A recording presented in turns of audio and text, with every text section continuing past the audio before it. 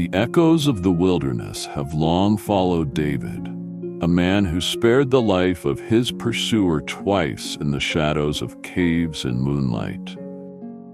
Yet, despite these moments of mercy, the crown of Israel remained a distant promise, and the king's spear was never far behind.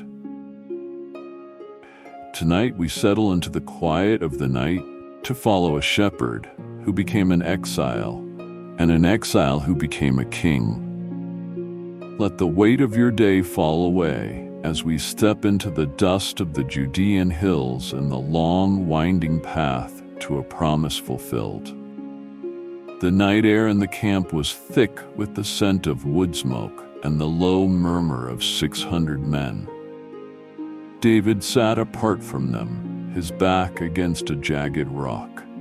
He looked at his hands that had held a harp for a king and a sling for a giant, hands that had recently held the hem of Saul's robe. He whispered to himself, a thought that had been gnawing at his mind for weeks. I shall perish one day by the hand of Saul. It was a cold realization. Saul had wept. Saul had called him my son David, and Saul had promised peace. But David knew the erratic heart of the king. Mercy was a temporary bridge, and it was swaying under the weight of Saul's paranoia. David looked toward the west, toward the land of the Philistines. It was a strange thought, to seek safety in the house of his enemies. But the borders of Israel had become a cage. We cannot stay here, David told his commanders the next morning. Joab looked at him, surprised. Where is left to go, David? Every cave in the Ziphite wilderness has been mapped by Saul's scouts. Across the border, David replied, to Gath. If I am in the land of the Philistines, Saul will finally stop searching for me. He won't risk a war just to find one man. And so, the great migration began. 600 men, their wives, their children, and their livestock moved like a slow river toward the city of Gath. Achish, the king of Gath, watched them approach from the city walls. He remembered David, the man who had once feigned madness in his courts. But now David came not as a lone fugitive, but as a seasoned warlord with a private army. I seek a place among you, David said, standing before Achish. If I have found favor in your eyes, let me be given a place in one of the country towns. Why should your servant live in the royal city with you? Achish saw an opportunity. To have David's sword on his side was to weaken Israel. He granted David the town of Ziklag. It was a small, dusty outpost on the edge of the desert, but to David it was more than a town. It was a reprieve. For 16 months, the man anointed to be king of Israel lived as a foreigner in a land that worshipped other gods. He was safe, yet he was far from the tabernacle, far from the hills of his home, waiting in the long silence of exile. Ziklag was a place of shadows and secrets. By day, David was a loyal vassal to King Achish. By night, he was still the protector of his people. David led his men on raids against the tribes that had long plagued the southern borders: the Geshurites, the Girzites, and the Amalekites. These were ancient enemies of Israel. When David returned to Gath with the spoils of war, flocks of sheep, herds of cattle, and fine garments, Achish would ask him, "Where have you made a raid today?" David would look the king in the eye and weave a story. "Against the south of Judah," he would say, or "against the south of the Jerahmeelites." He let Achish believe he was attacking his own people, burning bridges with Israel so thoroughly that he could never return. It was a dangerous game of survival.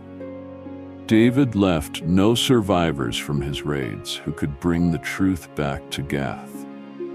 He walked a razor's edge between the protection of a pagan king and the integrity of his calling. One evening, as David sat by the gates of Ziklag, one of his men, Abishai, approached him. "The king of Gath trusts you like a brother, David. But how long can we live this lie?" David looked out at the setting sun, which turned the desert sands into a sea of gold.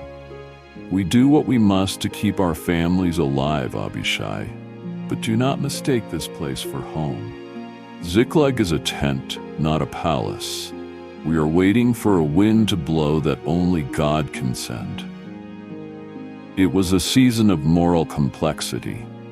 David was protected, but he was not at peace. He was a king in waiting, acting as a mercenary, caught in the messy reality of a life lived on the run. While David found a temporary sanctuary in the desert, King Saul was drowning in a sea of his own making. The Philistine lords had gathered their armies for a massive assault on Israel.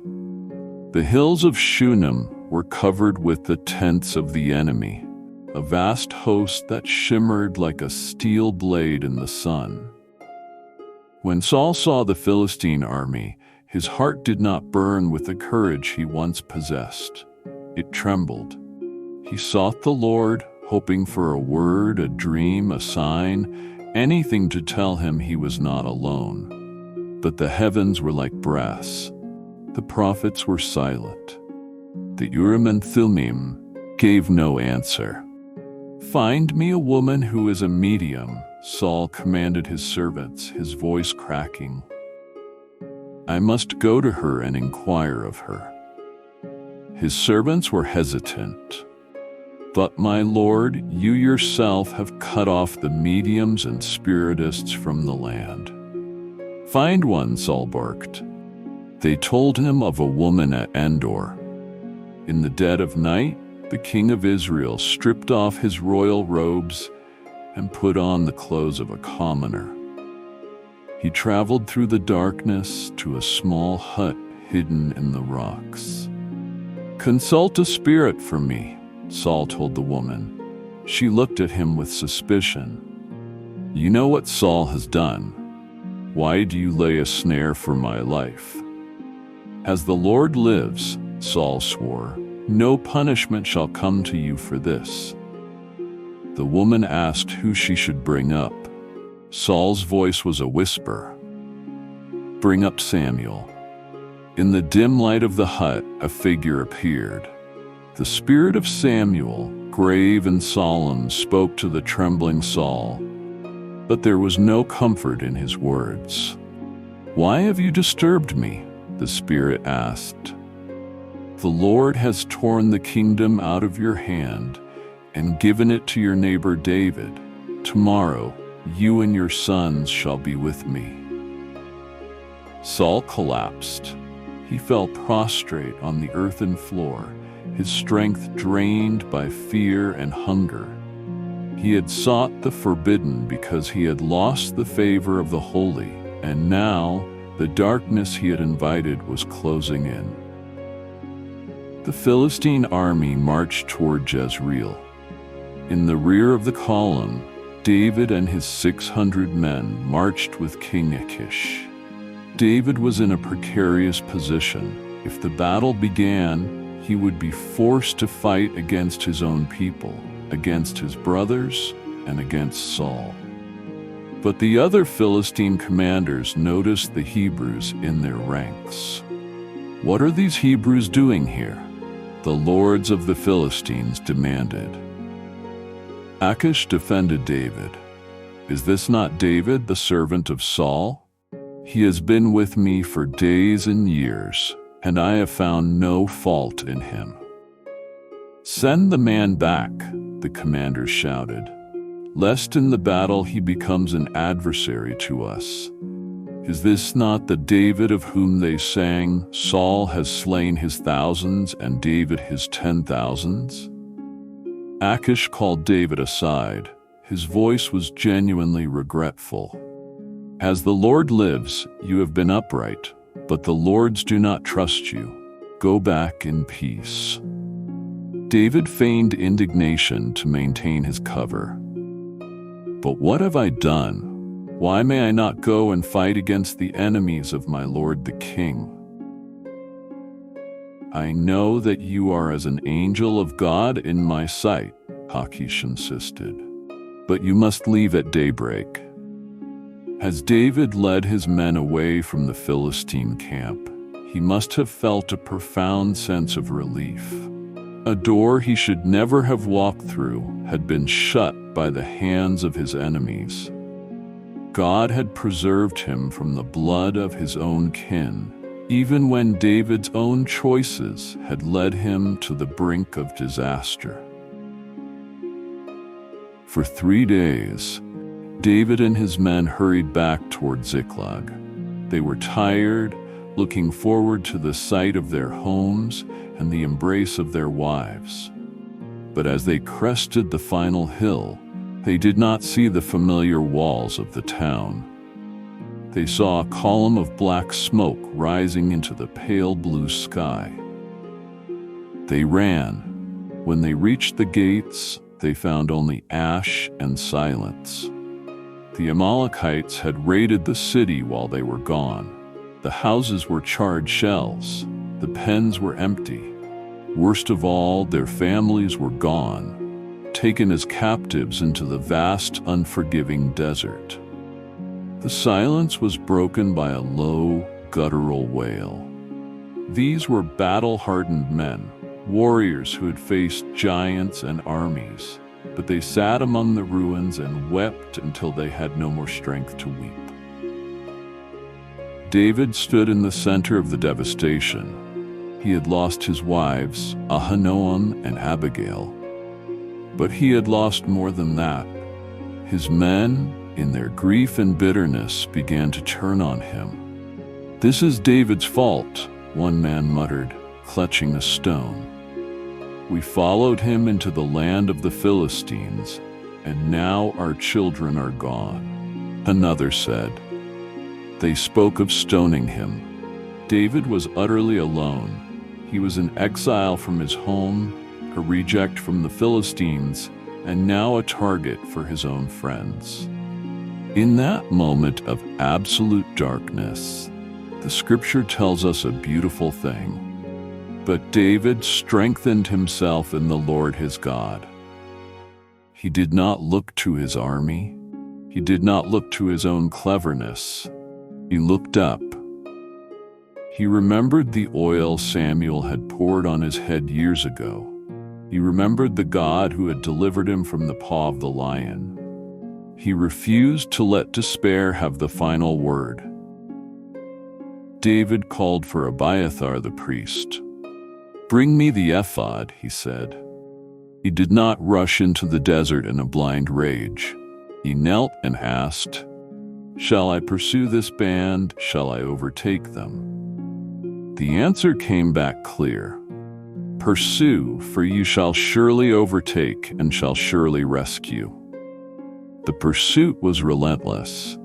They pushed across the arid landscape, their breath coming in ragged gasps. When they reached the brook Besor, 200 of David's men were too exhausted to continue. Their legs could no longer carry the weight of their armor. David did not shame them. He let them stay with the baggage and took the remaining 400 into the deep desert. Along the way, they found a man lying in a field, nearly dead from hunger and thirst. He was an Egyptian, a servant of an Amalekite who had been abandoned because he fell ill. David's men fed him, gave him water, and restored his soul. "If I lead you to this band," the Egyptian said, "will you swear not to hand me back to my master?" David gave his word. The servant led them to the Amalekite camp. It was twilight. The Amalekites were spread out across the plain, eating, drinking, and dancing, celebrating the great spoil they had taken. They thought they were safe in the heart of the wilderness. David attacked. The battle raged from that twilight until the evening of the next day. When the dust settled, the victory was total. David rescued everyone. Not a single person was missing. Every wife, every child, every piece of jewelry, and every head of cattle was recovered. As they returned to the brook Besor, the 400 men who had fought began to grumble. "Since these 200 did not go with us, we will not give them any of the spoil. Let them take their wives and children and go." But David stood among them, his voice firm and filled with the wisdom of a true king. "No, my brothers, you shall not do so with what the Lord has given us. He has preserved us and delivered into our hand the band that came against us. As his share is who goes down into the battle, so shall his share be who stays by the baggage. They shall share alike." In the ruins of his life, David established a law of mercy. He realized that the victory belonged to God, and therefore the grace must be shared by all. While David was celebrating the return of his family, the hills of Mount Gilboa were soaked in blood. The battle between Israel and the Philistines had turned into a slaughter. The Israelites fled before the enemy, falling in heaps upon the mountainside. Jonathan, the brave and loyal friend of David, fell that day. Abinadab and Malchishua, Saul's other sons, fell beside him. The line of Saul was being severed in a single afternoon. Saul himself was pressed hard by the Philistine archers. Arrows whistled through the air, and one found its mark, wounding the king. Saul looked at his armor-bearer, his eyes wild with the realization that the end had come.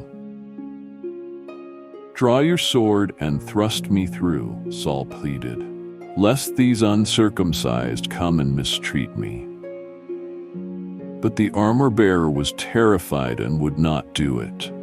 Saul, the man who had once been head and shoulders above all Israel, took his own sword and fell upon it.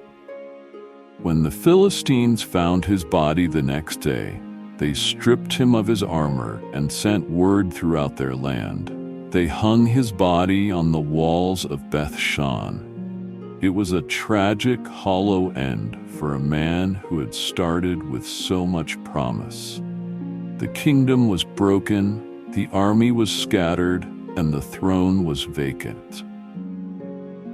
3 days after David returned to Ziklag, a messenger arrived from Saul's camp.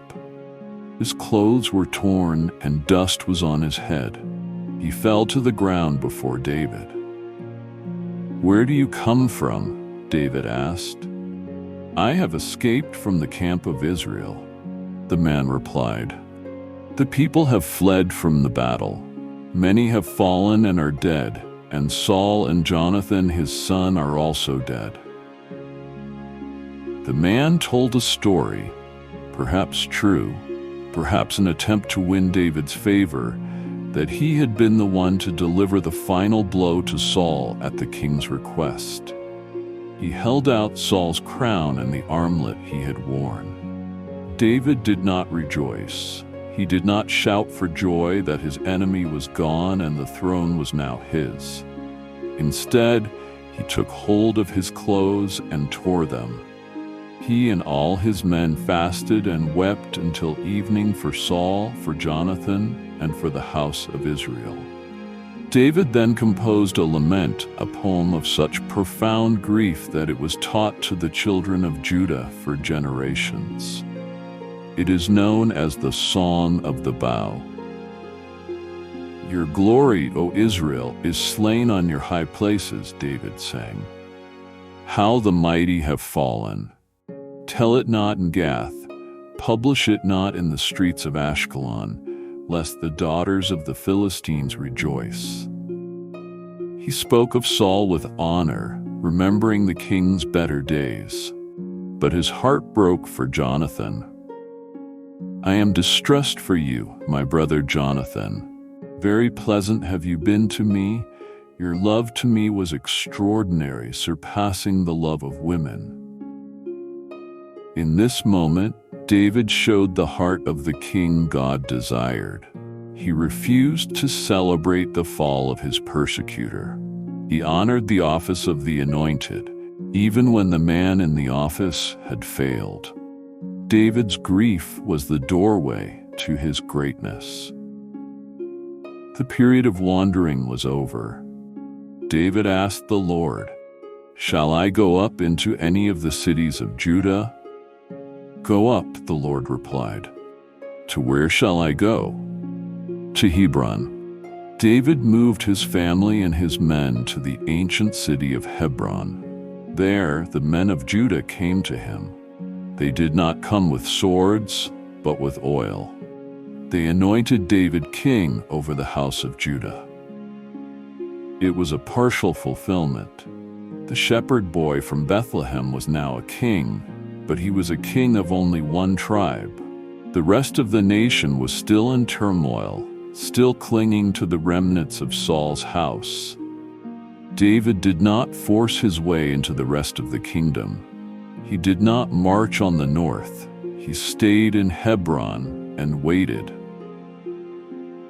He sent a message to the men of Jabesh-Gilead, who had bravely rescued Saul's body from the Philistine walls, to give him a proper burial. "May you be blessed by the Lord," David told them, "because you showed this loyalty to Saul your Lord." Even with a crown on his head, David remained a man of grace, building his kingdom not on the blood of his rivals, but on the foundation of honor. The years in Hebron were long. For 7 years and 6 months, David ruled Judah, while a shadow war flickered between his house and the house of Saul. Saul's commander, Abner, had set up Ishbosheth, Saul's son, as a puppet king over the northern tribes. It was a time of tension and political maneuvering. There were battles at the pool of Gibeon and betrayals in the dark. Abner eventually grew weary of Ishbosheth's weakness and turned to David, seeking to unite the kingdom. But before the union could be finalized, Joab, David's commander, killed Abner in a fit of revenge. Shortly after, Ishbosheth was assassinated in his bed by his own captains. When they brought his head to David, expecting a reward, David's reaction was consistent with his character. He ordered their execution for killing a righteous man in his own house. David refused to climb to the throne over the bodies of his enemies. He would wait for God to give him the kingdom, rather than seizing it with his own hands. Finally, the day arrived. All the tribes of Israel came to David at Hebron. They looked at him and said, "Behold, we are your bone and flesh. In times past, when Saul was king over us, it was you who led out and brought in Israel. And the Lord said to you, 'You shall be shepherd of my people Israel.'" So all the elders of Israel came to the king at Hebron, and King David made a covenant with them. They anointed him king over all Israel. David was 30 years old when he began to reign, and he reigned 40 years in total. The promise whispered in the fields of Bethlehem, tested in the caves of En-Gedi, and refined in the ashes of Ziklag had finally come to pass. The shepherd was now the shepherd of a nation. As we look back on this journey, we see that the path to our destiny is rarely a straight line. David's story reminds us that God is often doing his deepest work in the seasons of waiting and exile. He builds kings in the quiet of caves long before they ever sit upon a throne. Your own period of waiting is not a sign of abandonment, but a time of preparation. The same God who watched over David in the desert is watching over you tonight, weaving even the difficult moments into a tapestry of purpose. Rest in the knowledge that his timing is perfect and his promises do not fail. You are held in the hands of the great shepherd who never sleeps. Sleep well, fellow traveler.